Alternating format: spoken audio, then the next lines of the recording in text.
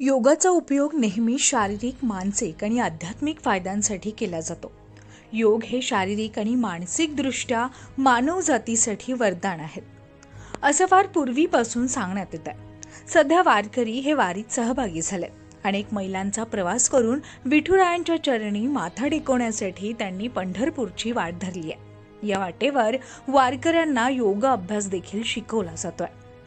योगा शिक्षक असलेले यशवंत बेलके हे गेल्या 25 वर्षांपासून वारीत सहभागी होतात आणि ते वारीमधील वारकऱ्यांना योगा, विविध आसने करायचं सांगतात.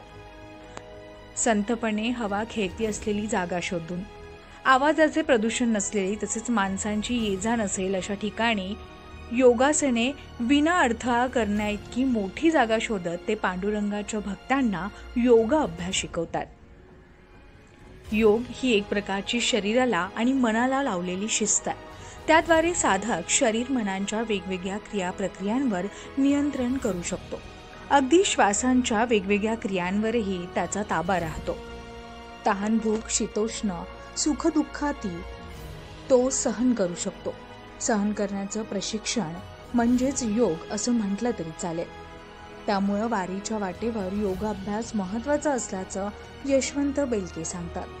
आपण एक दिंडीतच एक आदर्श घालून देऊ की प्रत्येक दिंडीने हे अनुकरण करावं. आमचे योग शिक्षक सुद्धा अनेक ठिकाणी काम करत असतात, त्यांनाही संधी पाहिजे असते पण ते कधी कधी मिळत नाही. म्हणलं आपल्याकडून सुरुवात करू म्हणून एक नवीन छोट्या दिंडीतून हा प्रयोग सुरू केला. आज ही दिंडी सुद्धा आमची उतरवली गावचीच आहे आणि परवा रायरेश्वर दिंडीमध्ये सुद्धा योग प्राणायाम झालं.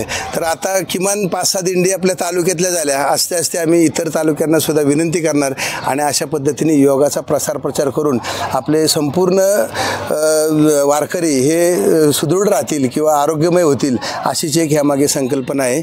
म्हणून मी हे सातत्याने करत असतो. वारीच्या वाटेवरील अनेक महिला पुरुष यांनी देखील यावेळी विविध आसने केली. त्यामुळे वारीत नवा उत्साह संचारलेला पाहायला मिळाला.